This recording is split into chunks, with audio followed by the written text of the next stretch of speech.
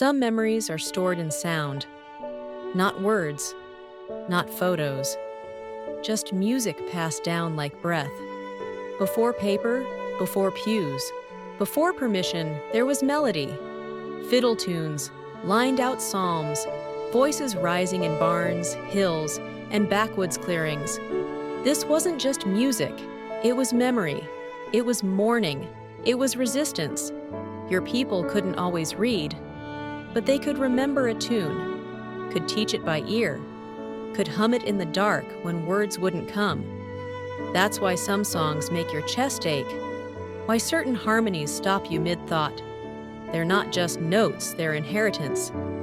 If music has ever made you feel connected to something older, it's because it is.